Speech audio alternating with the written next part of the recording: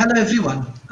World Talent Economy Forum actually closely work with United Nations and we focus on UN 17 goals. One of the major problem we have water related problem around the world.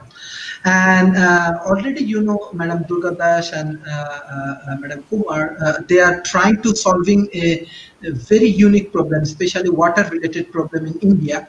And hopefully from today's sessions, we will get some guideline how we can globally work together and how we can understand the water related problem and we will solve this problem by their guideline and technological solutions. So hello, Madam Durga and Madam Kumar, how are you today? Good evening, how are you? Yes, I'm fine. I'm fine. Yes. Ma'am, already World Talent Economy Forum, you join and you share your organizational issues and other things. We want to know more about the next step of your solutions.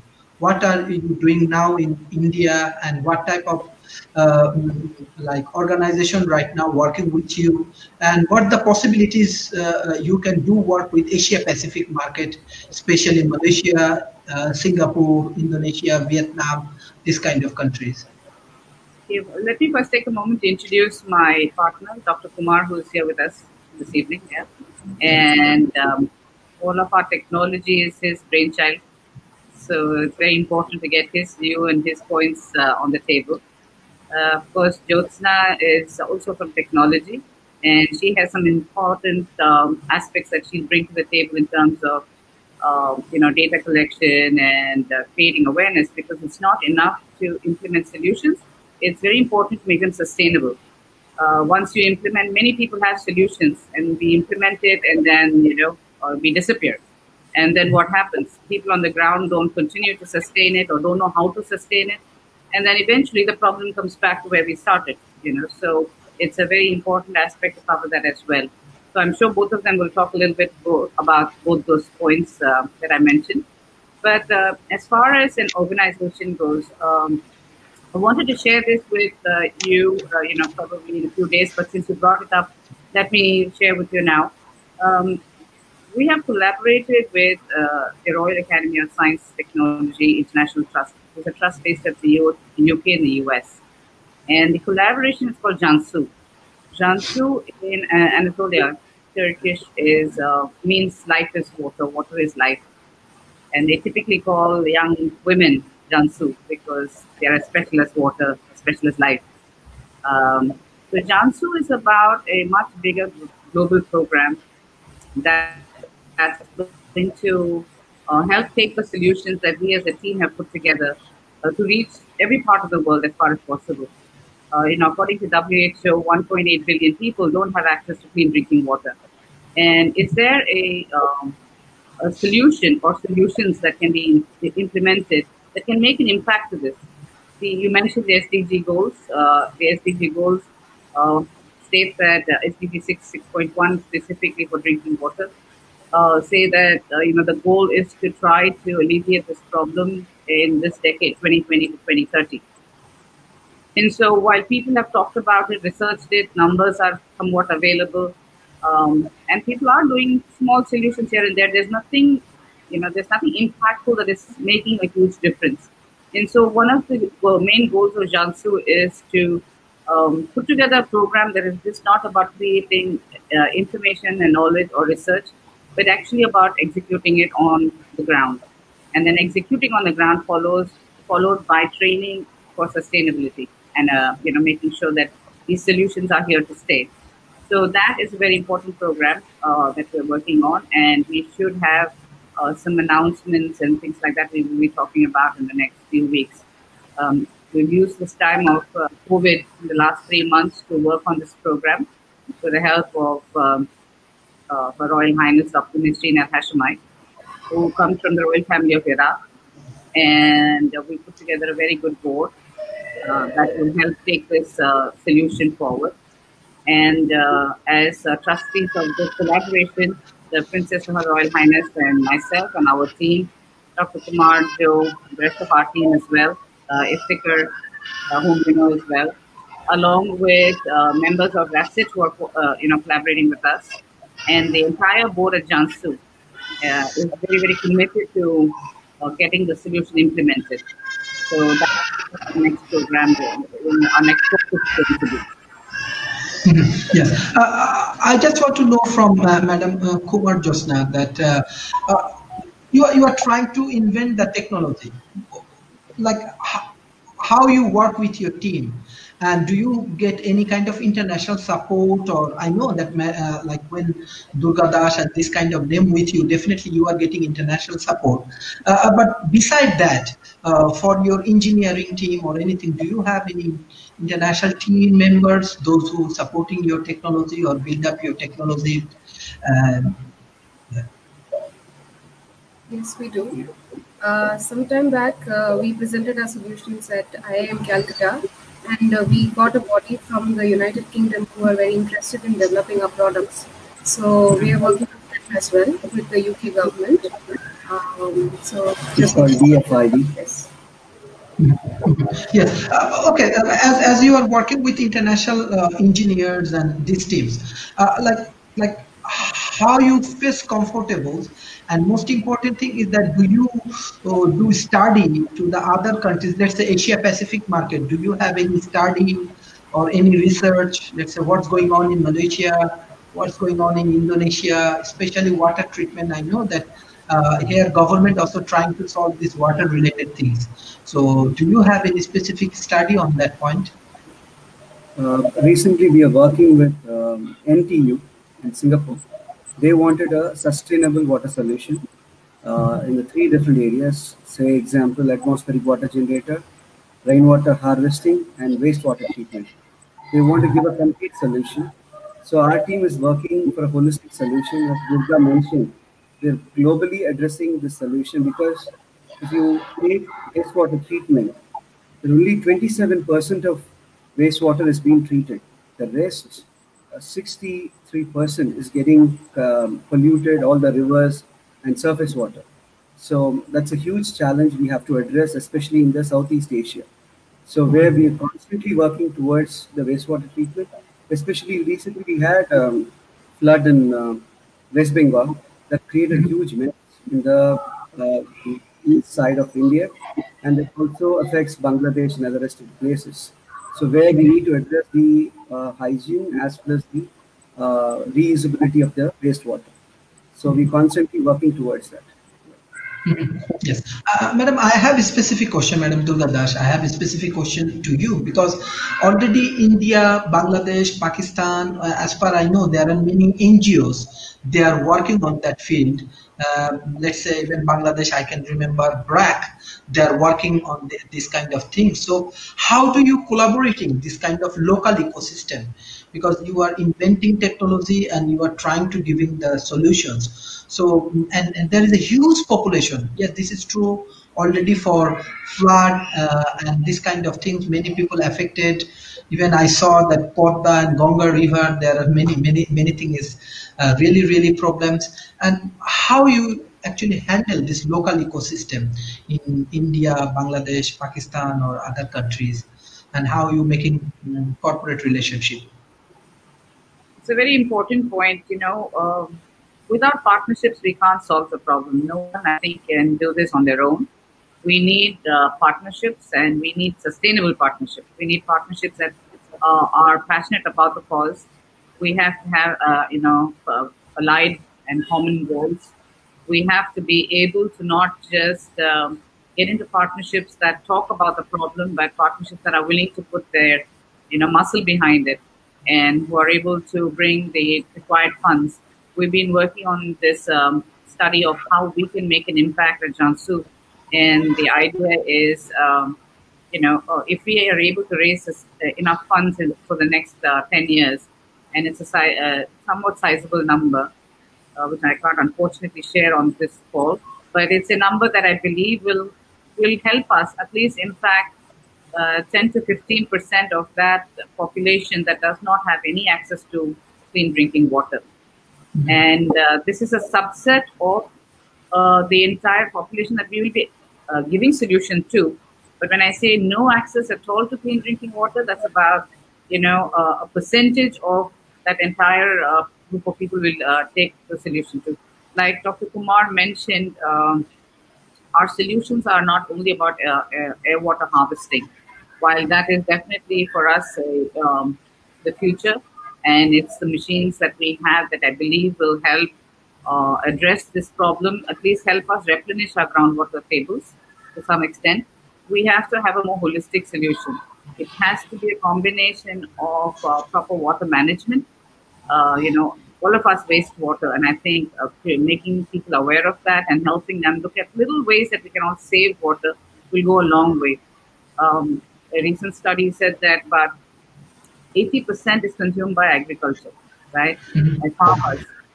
And if you take India for example, when our farmers had problems with water because of inclement weather and the rains not being coming on time, then to save the harvest, you have to provide alternate source of water. So the government has provided them with, motors to get water from the ground. And they have indiscriminately taken water from the ground. And then if you don't educate them on how much water is required for which crop, then they will waste water without realizing. And this has become part of the main problem. If you take Chile, for example, Dr. Kumar did a study recently with something they were working on. They produce lithium, and they're the world's second largest lithium exporter in the world. And then they export avocados. They're the third largest in avocado. Both avocado takes a lot of water, and lithium wastes about 95% of water in its excavation. But it's part of their economy. So you can't kill the business, but yet you need to find a way to save the water. Like this, I think if you look at every country, we have our inherent problems, and they are closely linked with economy.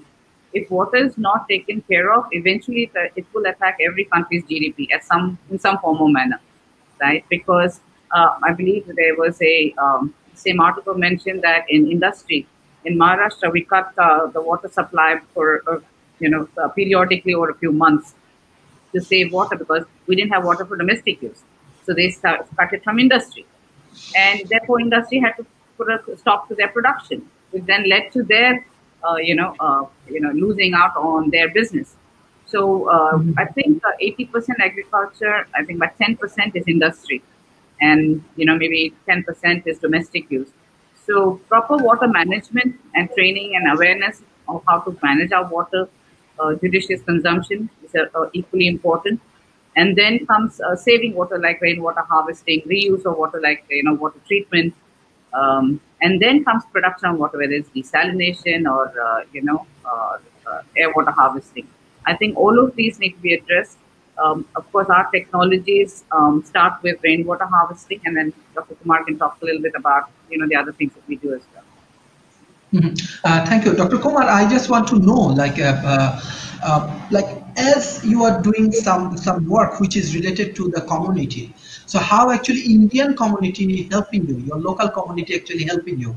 Because Madam said that you are running some awareness campaign. I think government also involved with this kind of projects. They have to support you. So actually, how you getting support? Yes. So one good example is the South Indian superstar Rajnikant's fan club has supported us, funded each one of the fan members, have contributed money and land and material.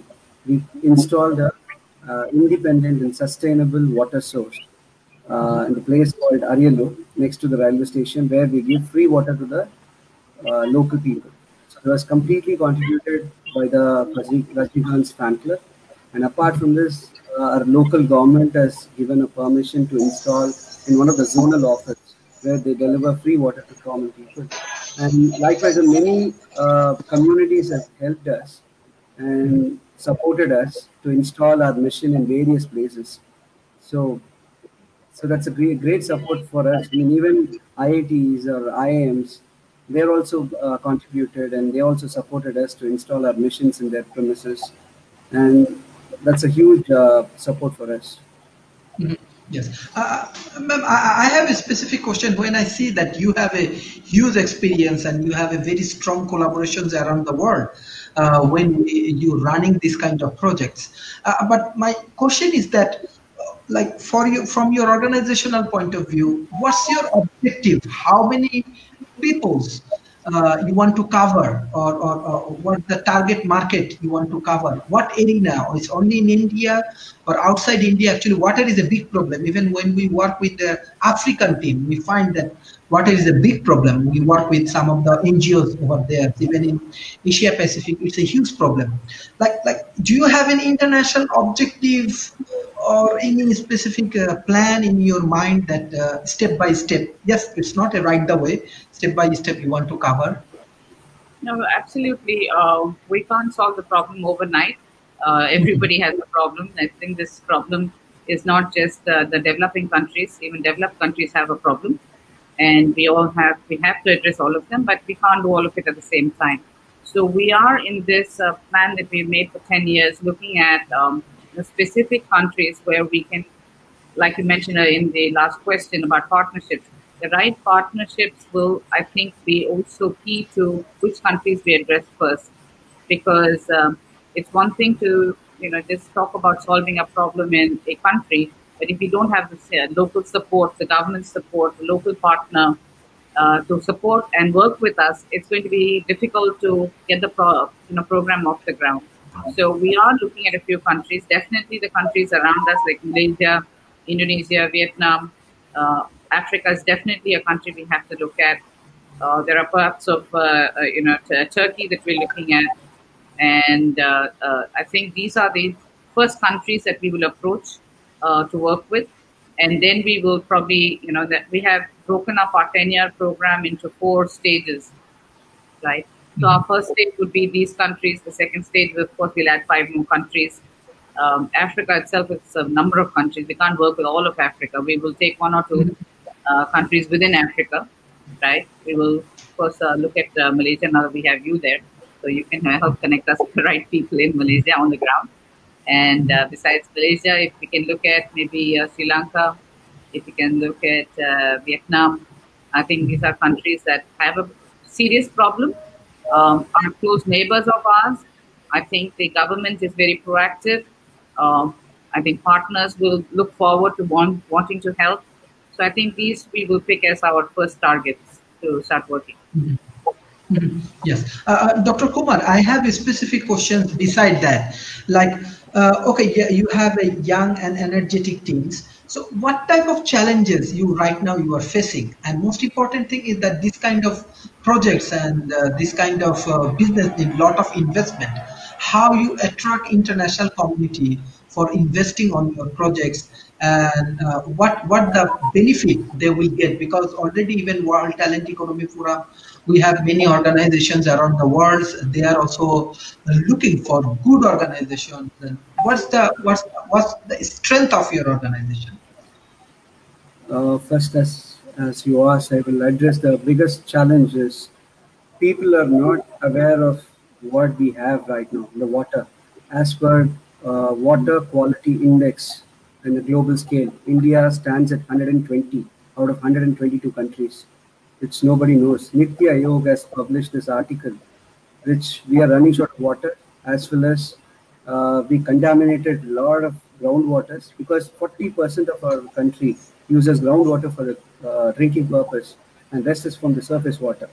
So that's a huge awareness has to be built, for which we need funds to create the awareness, and also the solutions has to be holistic, not in one particular way. Like in one region, if you take in north, there will be arsenic content or sulfide or fluoride. In South India, we have other contaminants. It has to be removed. And also, we have air pollution in different regions, in various regions. Our machine delivers purified air as well as purified water. But first of all, the people has to understand we have limited resources. At the same time, it's already contaminated. It has to be purified. It has to be safeguarded properly, for which our companies, constantly working towards that. Each and everybody in our company are focusing towards our hygiene and the sustainability. As Durga said, not only in our team, the global level, we are preaching each and every partner. We're telling them this is what has to be, we have to take the first step. And as you asked, the opportunities and the, the association. We need a lot of partners to support, to educate people in the global scale, as well as we need funding to do that. And at the same time, Jyotsana was working on data collection, and she was collecting all the data in various regions by our devices which have been installed. And we collect data, we sense that, I mean, what is the air quality in a particular location, what is the water quality, and we collect and we communicate with our team to execute for the future purpose. So Jyotsana will address that. Yes, Some please. challenges that we faced is mainly because of awareness. Is that we all tend to be a little slack when it comes to our water, because we generally identify water as being pure if it's being given to us. We don't doubt the quality of water. So first thing is that most of us, we procure water through groundwater through lorries, because we don't have groundwater. So we get water from lorries. So we pay a very small amount, like say around 6,000 liters is only about less than 2,000 rupees over here for one lorry. But that's the value that we are giving for the water. But that's not the real value of the water. I mean, what is the price of that water that we're getting? We don't have groundwater in our own areas. So we are getting water from villages which are on the outskirts of Chennai. That's where they supply it to us from. The real price that we're paying is not that 2,000 rupees. The price that we pay is that the water scarcity that village is going to have in the next couple of years. And once that village goes dry, our lorries move to a village that's further than that, and they start getting water from there. That affects the agriculture, Yeah. basically. Yeah, the city people. Yeah. So we need to understand what we're really paying for water, not just our money. Is that our problem that is going to come back to us in a couple of years? So that is one thing. And the second thing is that we tend to underestimate the quality of water that's being given. So one of the reasons that we install IoT in some of our machines is to understand how this water is being used. We need to understand how often these filters need to be replaced. We need to tell them when that we cannot outclass the quality of the filters, because they would again be coming back to them as bad quality of water. So these are some of the challenges that we've been facing. So we're working a lot on the awareness for our customers and as well as for the public. Okay. Madam, I have specific questions to you. That my question is all about the future of water solution. What do you think? Like, how do you think? What will happen next 20 to 10, at least 10 years? What will happen in this industry? Because many of our people already suffering with the water, especially developing nations. They do not have infrastructure. They cannot do water treatment properly.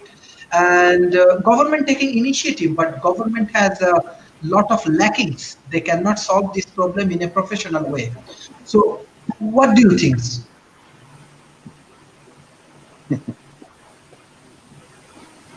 Was the question addressed to me or to Joe? No, I asked you questions. Sorry, I thought the question was a follow-up question to what Joe was saying. Okay, okay. Yes, I just want to know the next 10 years of the possibilities, what will happen in this industry, because already we are suffering with this water treatment and these issues. Many countries actually suffering for that. What do you think? What will happen next 10 to 15 years? Like I said earlier, if we don't take serious note of this as a country, as a people, and as individuals, right? If we all don't make a serious attempt, it's not about saying, I'm only one person, I can't do much, right? The country has to do it, or the government has to do it. If we keep passing the buck on to somebody else, thinking it's too big a problem for me to solve, so I don't think I personally can do anything about it, then this problem is going to become, beyond our control. As it is, I think it is somewhat beyond our control, right? India has, the water level has, I think the standard for water prices measurement is something like, I think it's 1,000, and I forget the metrics that they use. So we're at 900 and something, and it's going to go down by 2025 to 853. which means we are in a serious crisis, right? It's not about just having a lack of water. We have a serious water crisis problem. This problem is going to become, it's a worldwide situation. If every individual thinks that it's too big a problem for me to solve, no government is going to be able to solve it. Every individual has to say, what can I do to contribute? Can I save a little bit of water in my home? Can I be more judicious about it? Can I reuse my water? How can I contribute in my own home? If we start thinking like this, and then if industry start thinking, what can we do as an industry, as a corporation to contribute? Little by little, we can all come together to, you know, build the strength to solve the problem. I think sometimes, but this is not a problem where we can all pass the buck on to someone else. We all have to work at it and together, united. So if in 10 years, like you asked me, if we don't find that unity, to come together as individuals, as a collective, as a country, and as countries, where we might as well start looking for a planet B, because we don't, this is the only planet we have. I don't think there's a planet B as yet. So we always, when problems are there, we say we have plan A and plan B for a solution. We don't have a planet B yet. So this is the only planet we've got. We have to come together to find a solution together. So it is something we should take very, very seriously. People ignore the environment issues when people, I think right from Al Gore's time, when we are talking about climate change and, protecting environment, people didn't pay heed, or they didn't think it was important enough, or they said the problem hasn't reached me yet. It's like take Corona now, this COVID situation, right? Nobody I know has died yet. No one I know is positive yet. So it doesn't touch me. It's someone else, somewhere else who has died, or someone else who's positive. But just today I was mentioning to my mother, I said, my God, I started finding people around me who have died. And people coming from wealthy families. These are people who can well afford to be protected. How do they, not only contracted, but then they just died. It's not like they contracted it and went to a hospital, got fixed and came back. These are, so if it can attack anybody, disregarding class, race, status, wealth. I mean, Corona is, I think, it's a good indicator of the water problem as well. I think we should take it very, very seriously, and as careful as we are trying to be, or trying to get realization of how, how critical Corona and COVID situation has become. If we can apply the same importance to water today, we might just as a world save ourselves. If we don't, and if you think it's not happened to me, so I'm okay, I think we are asking for serious problems. Yes. Dr. Kumar, my question is that because of waters and and actually many people actually suffering a lot, and most important thing is that they have health related problems. So when you do your like campaign or any kind of promotional activities, what area you actually focus? Like health related issues or any other issues? Like how do you create the awareness programs with the root level people? The awareness is more on sanitation, the hygiene part, because if you drink more contaminated water, that dehydrates your body. That's where a lot of people are dying, especially people under 5 years old, children. They are dying. Uh, that's huge number. I mean, as you asked me, in next 10 years, in India, almost 21 cities will run out of water, fresh water. So as per Nitya Yog's report. So the first thing is the scarcity of water. The next thing is the hygiene part. And those two things are primarily concerned. And as per UN report in 2050, right now we have 108 billion people who don't have access to fresh water. In 2050, it becomes 5 billion. So if you don't address this issue properly, it creeps up. No, I mean, nobody can imagine the numbers. And people who die because of diarrhea, because of the decontaminated water, are 2 lakh in India alone. Saying in global level, it is huge number. It is put together. when you compare it with the rest of the diseases like malaria, dengue, or HIV, people who die because of fresh water is more. I mean, that's a huge number. So we have to address. I mean, that's how we portray ourselves. We want to give a clean drinking water at an affordable cost, and we want the water to be independent to each and everybody. They don't have to depend on any other source like a private body or anybody for that matter. They have to create their own water. They have to access their own water as how they breathe the air. So they have to generate their own water. So that's how we So, right, promote. so I mean, add to what Kumar said, if water is not addressed, even during this COVID times, when we're talking about protection from COVID, you're talking about sanitizing your hands, washing your hands frequently. If you don't have even drinking water, where are you going to wash your hands? So disease is going to become, I think, so prevalent if we don't address water, right? And sanitation that comes along with clean water. So I think COVID is just a teaser, almost like a trailer to a movie. If we don't address water, this movie will explode in our face. And it's very, very critical to make people aware of it and address it immediately and today. And one of the things we as an organization and through Jansu are trying to do is to create that awareness and saying, please make people water independent. If we make them independent, one, it's clean water. Second, you're not disturbing the groundwater table, so you're letting it revive.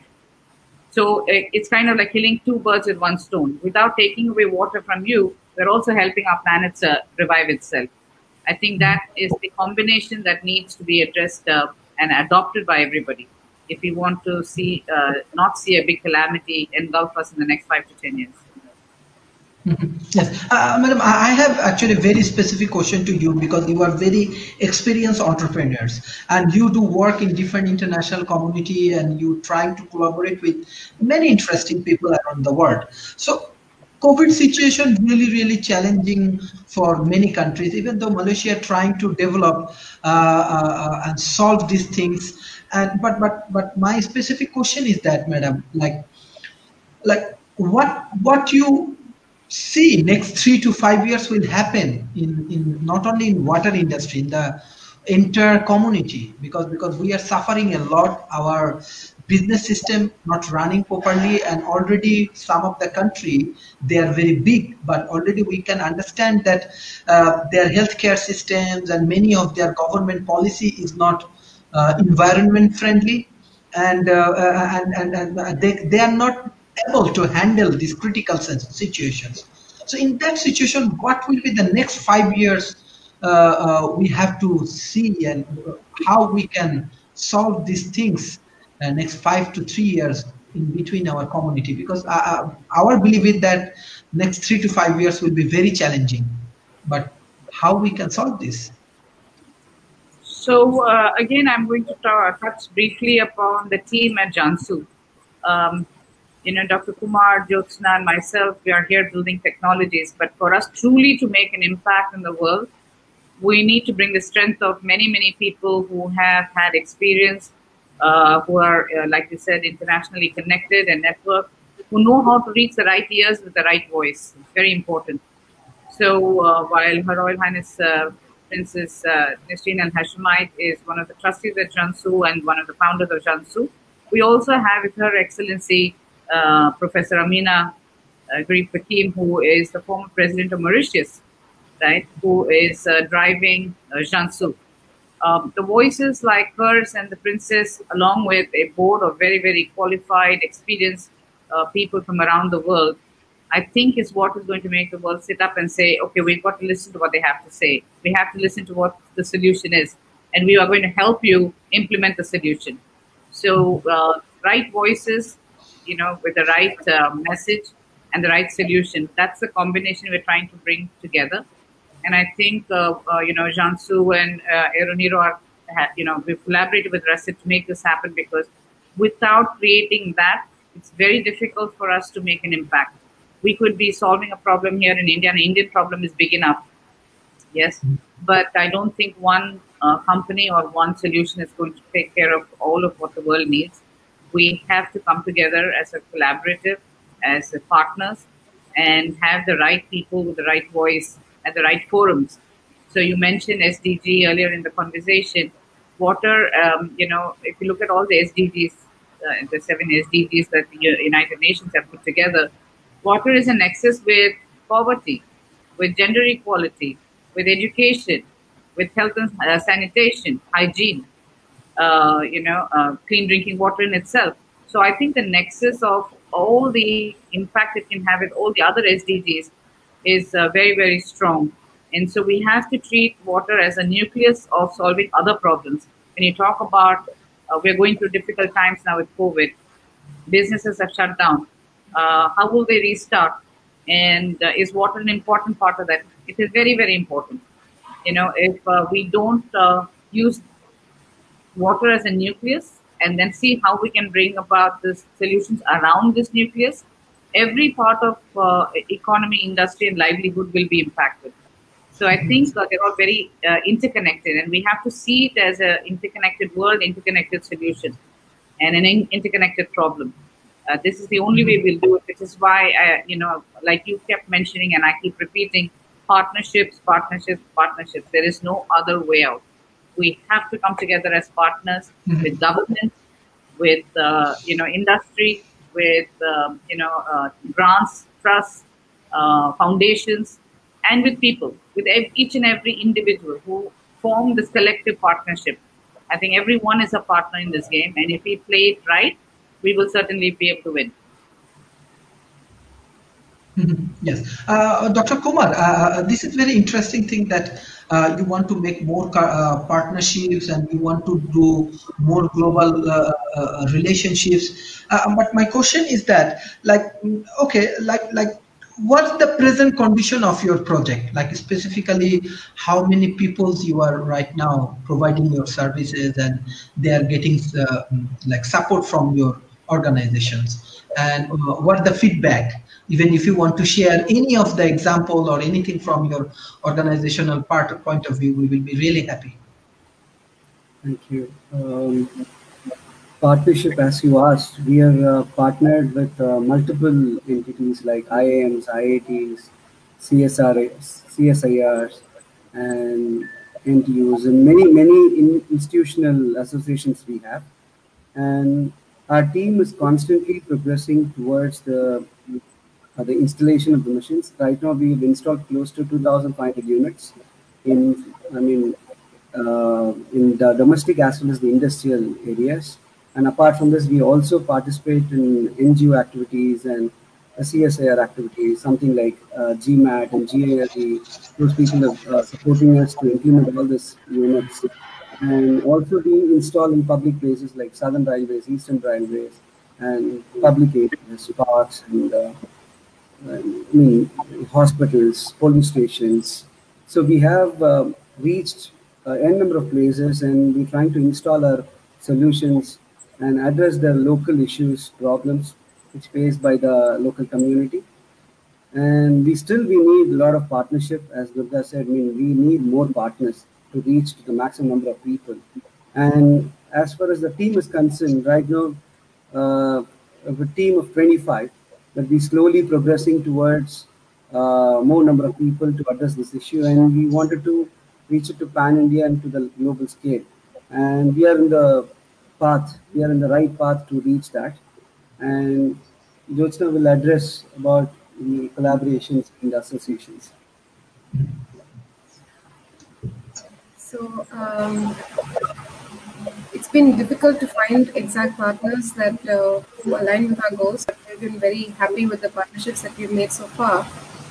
So we've been working with the IITs, IIMs. And also, if you see, she's worked with a lot of IT industries. So we also approached CTS, Wipro to address their issues, because they're in the where they don't get access to fresh water. They get water from outside. They spend a lot of money. Apart from this, they use air conditioning, which gives out a lot of water, wastewater to the ground.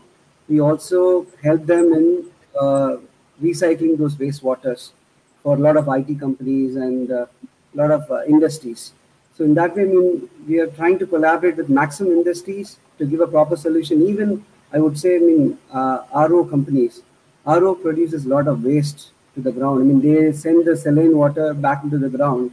We are trying to give a better solution for them in order to reduce the salinity and also give the better water back to them for the RO missions. So we are trying in all possible ways and partnering with maximum number of people and giving the right solution. Yes, madam. Already we understand that you are very popular entrepreneurs because you are here. Already, many of your fans they are trying to get into this show. So anyway, issue is that okay, ma'am. You have a huge experience and you have international exposure as well. So when you start your business in India, what type of challenges you have to face, and how do you handle the different kind of challenges, because South Asian environment and everything definitely very challenging. So how do you manage this?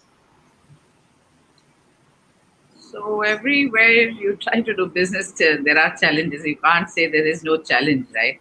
And without challenge, there is no satisfaction. So the 20 odd years I was in the Valley, I had my own set of challenges there. And trying to work in India or in the region has its own set of challenges. But they're all welcome challenges, right? You have to embrace challenge. If you look at it as a problem, you'll never want to stick in the game. You'll want to leave because challenges can become very tiring as well and exhausting. And it's not easily possible to keep finding the energy to keep facing and fighting battles unless you start embracing those challenges and thinking of them as welcome respite, right? I keep explaining this in a very simple example. I played a lot of cricket. If someone threw a tennis ball at me and said, well, hit a six, after a while, it's boring. Anyone can hit the tennis ball for a six. But if the world's best bowler came and bowled at me and I hit a six, it's very satisfying, right? So I think you have to embrace challenge. And so being in the region, being in India has its own set of challenges. But these are not insurmountable, right? We have to find ways, and we keep coming back to the same word, partnerships. We have to build relationships. We have to talk to people in the language that they understand. We'll have to communicate more effectively and try to say that this is a problem that's just not mine, it's ours. The minute you make it a we problem rather than an I problem, then people come together, collaborate to find solutions. So the way we've approached our business, at least, of trying to get this message across to people in India and now to Jansu internationally, is by trying to, first of all, come together in our passion for finding solution, our passion to truly make a difference to this world. And then we have started bringing in people and asking them to become part of the team, so that and they're equally passionate about wanting to find solution. And then they have their own network of reaching out to others who they are inviting in. We have a very, very strong youth team. And I think the youth will be the future who will take this from our hands and continue to find solution and make sure it's implemented and sustainable. We have a very, very strong youth team. We have, a young girl who is from Telangana joined our team recently, right? And she is now going to climb mountains for the cause. And she's going to reach out to people saying, we need to solve this problem. Because she has experienced this problem in her own village, where women go to collect water, right? So she knows that young girls sometimes don't attend school because if they help their mother collect water. So she is very passionate about it, and we'll be announcing that shortly to the world. Another young girl, she's 12, 13 years old. She's from the US. She's joined the youth team as well. So we have a youth team of about 8 now, and they are coming up with a program for called the Youth Ambassadors that they're going to recruit from all over the world. I'm very certain that this youth team will have, probably by the end of this year, at least a following of 5,000-10,000 other young, like-minded youth who will be very passionate about creating a change, who will spread this message not just to other young people, but to even to older people. They will spread the message that we need to create change from ourselves, within ourselves, and then around ourselves. So I think this youth team will make all the difference to our reaching our goals. Besides, of course, they are like the experienced people I've already mentioned to you. Yes, ma'am, thank you. I want to directly go to Dr. Kumar. My point of view is that like when you have an entrepreneur like Durga Das, and she is one kind of serial entrepreneur, and we when we Google her name, we find that in her profession, like career, she do a lot of solution. So what's your visions like from your organization? Only you want to focus on waters, or you want to be like her, like a serial entrepreneur and try to solving other problem? Yeah. Mm, that's our intention. When we met Durga, we really liked the passion and the spirit what she had, and that's motivated us to associate with her. So, yeah, I mean, of course, we want to be like her. I mean, we want to create a lot of solutions, not only in water, in different regions, and we want to address all the problems faced by the humankind. So that's our goal. She's guiding us, directing us, and she giving the right path to proceed to solve the solutions. So we are very glad and we are very happy in the right hands and future also. Yes, we want her in Malaysia soon. You know, Yes. she is one kind of all-rounder for us. Okay, madam, I have a Perfect. specific Yeah. question. Like, what's the problem you are observing right now in India, and what you thinking? Like, what you can solve, not only in water. Beside that, even vaccine is a big issue. COVID is a problem. Economy is in challenging situations. Yes, business-wise, I think now this year is not a good. What next? What you want to do next with your team? I think, first of Nick, all, the problem we have on our hand right now is a very big problem. I think it requires all of us to be very, very focused. We have to, unless we apply laser sharp focus to this, we will not make a dent in this problem.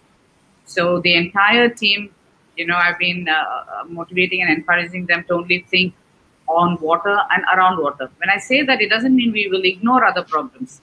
But if you really think about it, if we focus on water, and let's say we go to implement water in a school, a solution for the school, but they don't have proper sanitation, right? Will we support them in putting the right, sanitation in place? Of course we will.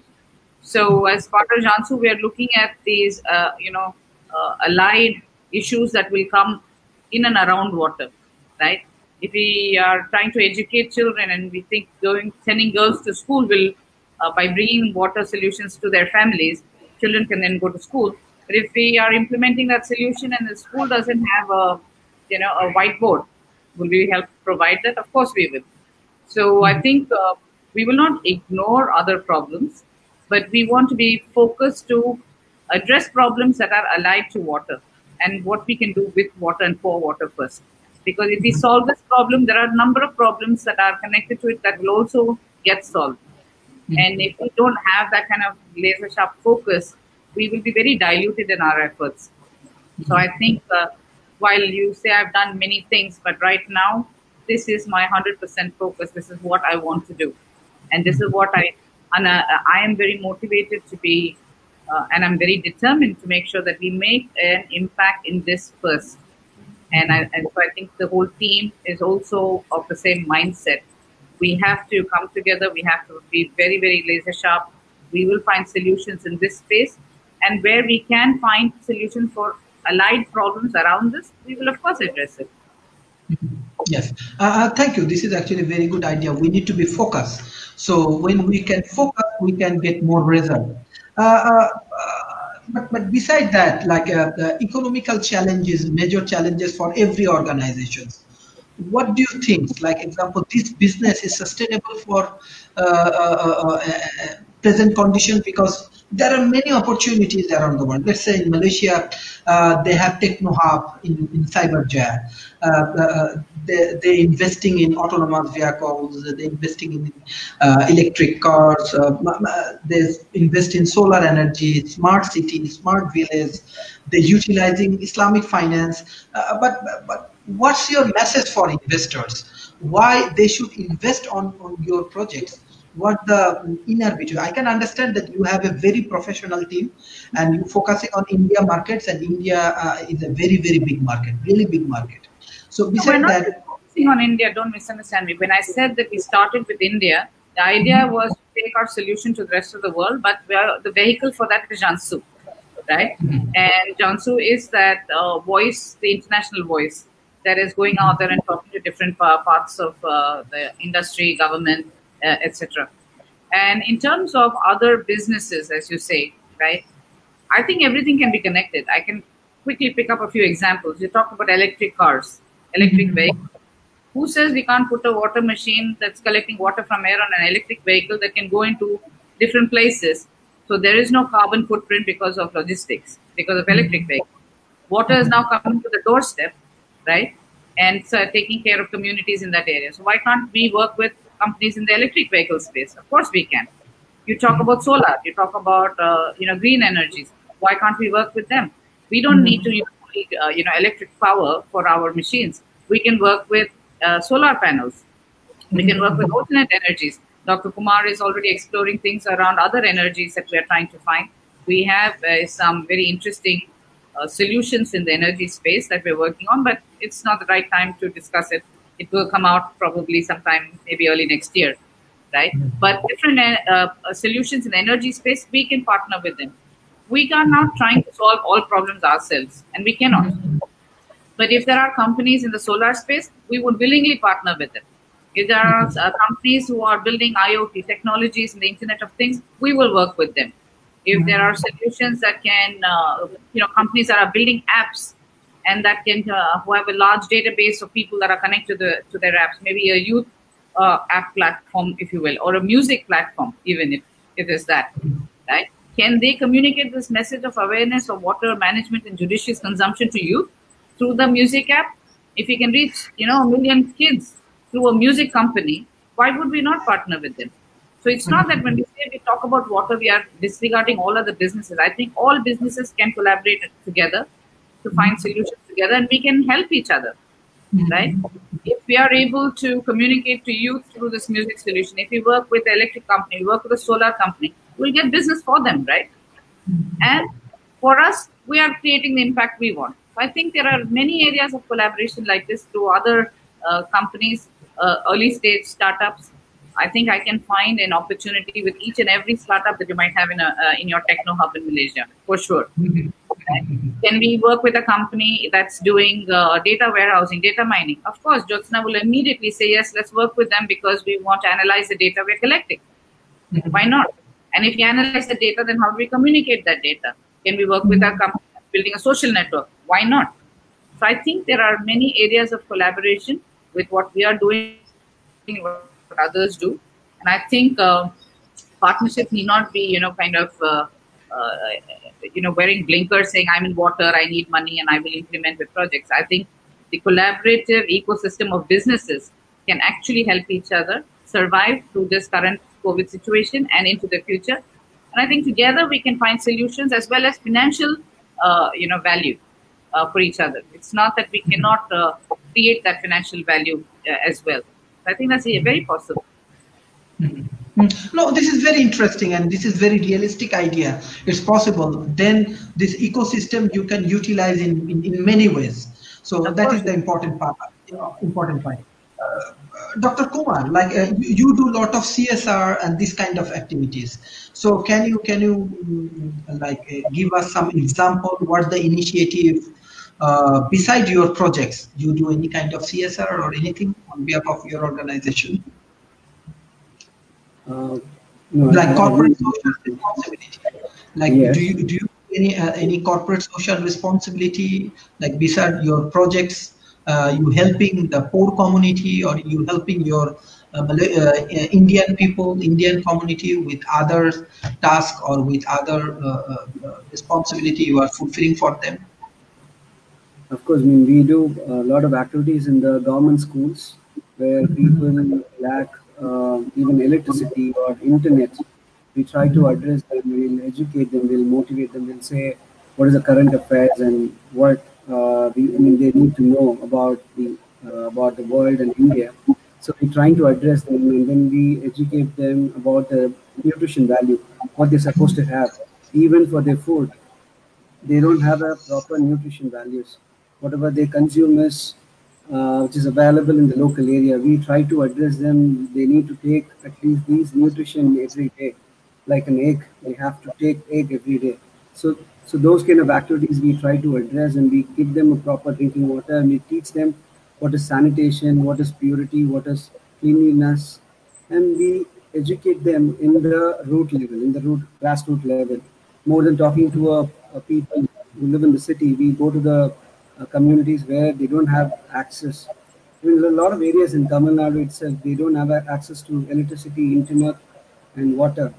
We're trying to address them through a lot of CSR activities like GMAT and GRE. They're trying to help us to connect with those people. And a lot of kids have excellent talents, and Jyotsana would you share that talent? Like, I mean, she knows a lot of kids who have a lot of potential skills in handicrafts and even in science, but they don't have an access to internet, or they don't have an access to publish their inventions. So we try to bring them to the market and showcase it to different platforms. Okay, thank you. Ma'am, this is the last question from my side for both of you. So, like, like how we can make a better world in present situations, because now we are really in challenging situation, not only in India, not only Bangladesh, not only Pakistan, around the globe. We are trying to get involved with many countries, many business organizations, many NGOs, many government people. Everybody actually struggling right now. And yes, your organization has very good initiative, and you are very much like a dynamic organization. You want to make a more collaboration with global community. Even we see Africa, Asia, Middle East, even Europe, USA has a massive challenge. In challenging situation, actually, how we can create better business environment. What's the solution in your mind? How we can do that? You're doing it, Sharif. I see you on this program every single day without fail, right? You're putting so much effort into building this platform, and this world talent, platform that you put together.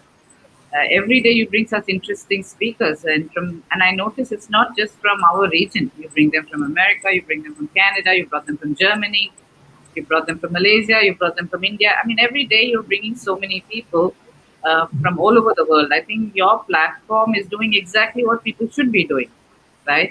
Trying to bring people together, giving them a voice, allowing them the opportunity to learn from each other, and then say, how can we collaborate and work together?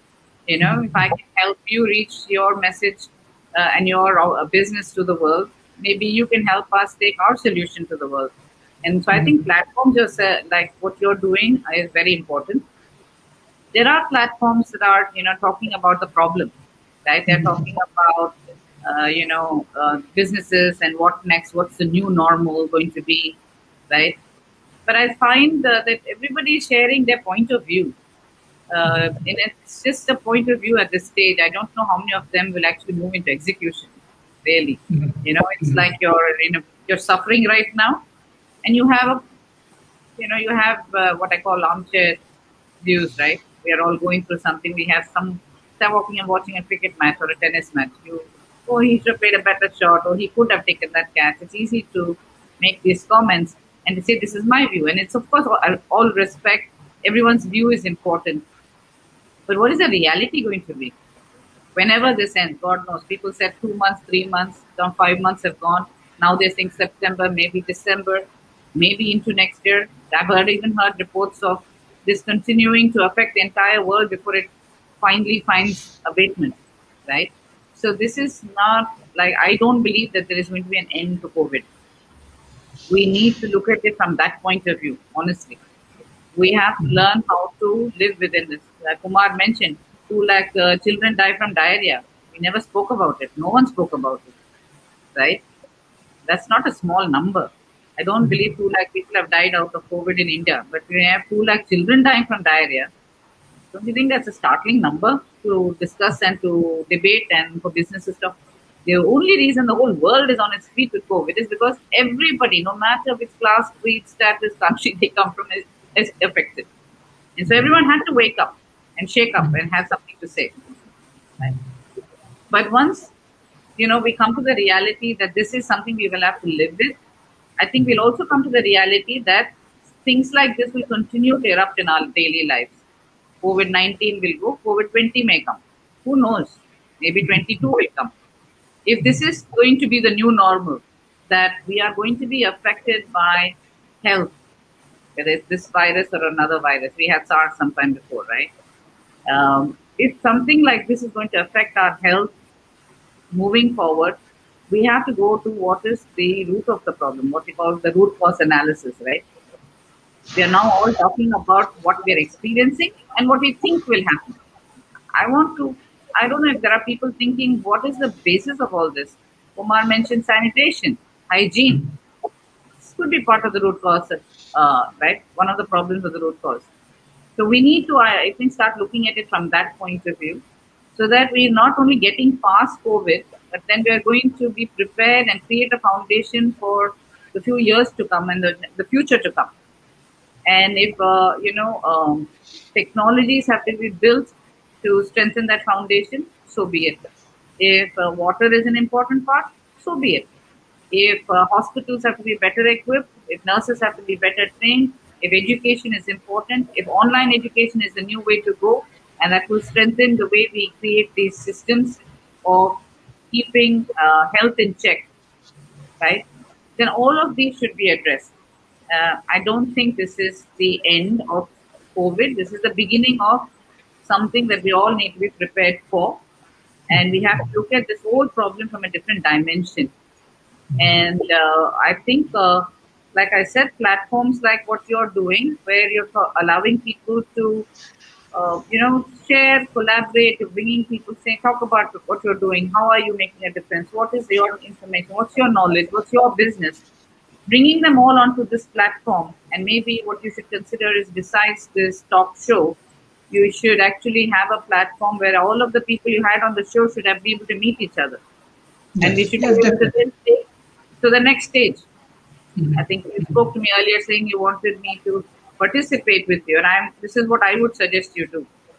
Take this into an offline platform as well. When I say offline, off the talk show platform, right? Once you finish talking and sharing here, we should be able to go onto an online platform where we can actually create collaborations. We can actually create partnerships.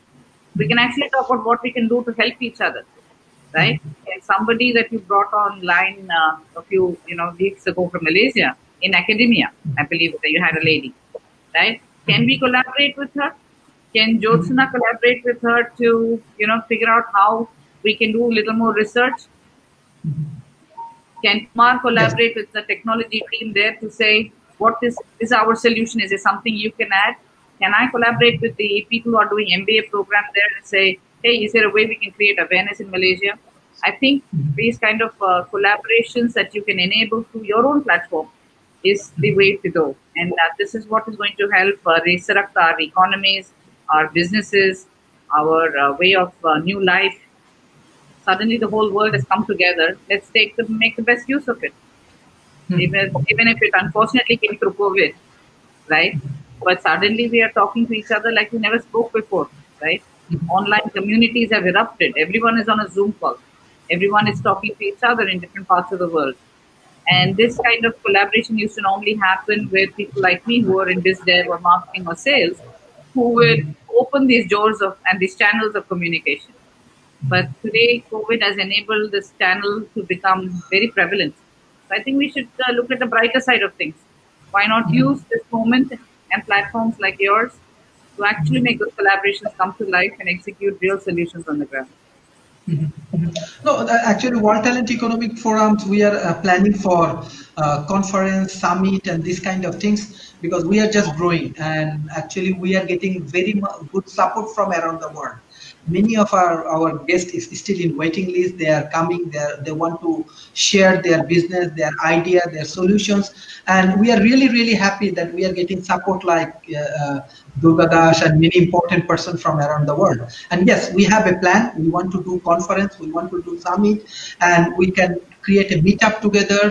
Even offline we can do, online even we can do. Now we can do it very effectively. This is our actually ultimately objective, how we can make a better ecosystem. Ecosystem means we need a brilliant people, we need a talent people, we need a very good solutions. But how we can do it? There are many people, many culture, many things. So step by step we are moving. Right the way we cannot solve everything, but definitely this is our plan. That's why we call your team the second time, because we are getting a very good questions about your solutions. We are getting very good feedback about your solutions. So definitely by this way, from our community, they already know about you, know about your organization, and this is the way ultimately we will solve the problem, and we will make a better ecosystem together. That is our objective. So anyway, so I want final remarks from your teammate and from Durga Das ma'am about this your organizations, and what the final remarks you want to share with us. Yes. Joe can start off. Go on, Durga. I'll join you. Kumar? As Durga said, I mean, you're doing an amazing job. I mean, what you're doing is connecting people across the world. It's an amazing thing. I mean, irrespective of competition or irrespective of races, we're being connected. We're trying to solve the solution globally. There is no competition here. We exchange values, we exchange solutions to address the common goal, common problem here. So in that way, I mean, what we all doing is an amazing job. I mean, it's really good to be part of this program, and thank you so much, Sharif. Thanks for Thank you. Definitely, we're going to invite you more because we always try to follow the qualityful people. When we select our guest, we focus on quality. So when we find Madam Durga Das is your mentor, then they are team up with you. So definitely, we have more expectations. We have very good expectations that this organization has something, and you can check actually those who join World Talent Economy Forum, quality-wise. Me and my team, we are very much concerned about quality. Suddenly somebody come, no, you can find all of the famous characters and the like very capable organizations, even MIT and this kind of big university, they are also joining with us. They are also working with us. So definitely we will arrange an online conference, and even in December, if the COVID situation is okay, that Malaysia can handle these things, we will go for an offline summit. And that time we can gather more international guests, and it will be more effective. Madam Durga Das, from your point of view, what's the valuable advice you want to share with us? Your energy is infectious. Keep it going. Keep it strong. You know, your smile is infectious. So keep that going as well.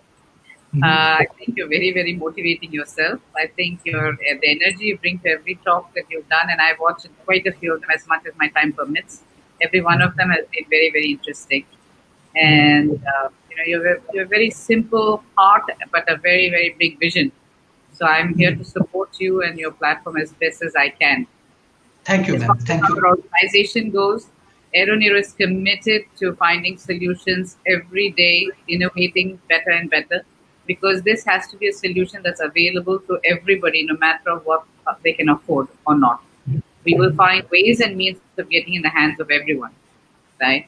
And I think to make that happen, Jansu is going to be that voice which will make it happen. We'll have more about Jansu very soon. I'll share that with you offline, and maybe we'll have Jansu board as well, with Her Excellency Amina, the President of Mauritius, with Her Highness Princess Nisreen on your show as well. As the earliest possible, we'll try to organize that. They will also share their vision of Jansu with you and with your audience, because I know that that voice, with our ability to innovate and to create, I think our team is a winning team. and we will do the best to support all businesses across the world in the way we can partner and collaborate with them. That's a commitment from our side. Thank you, ma'am. Thank you, ma'am. It's a nice discussions. And actually my father died. So before he's died, he always said that those who are mentors always give them proper respect. So you are a great mentor for me and for your team. So hopefully we will get a lot of your support and a lot of your mentorship for World Talent Economy Forums. And definitely we want you as our advisor, and by this way we will grow together. Thank you for your time. Yes. Thank you. Yes. Thank you. Thank you. Bye bye.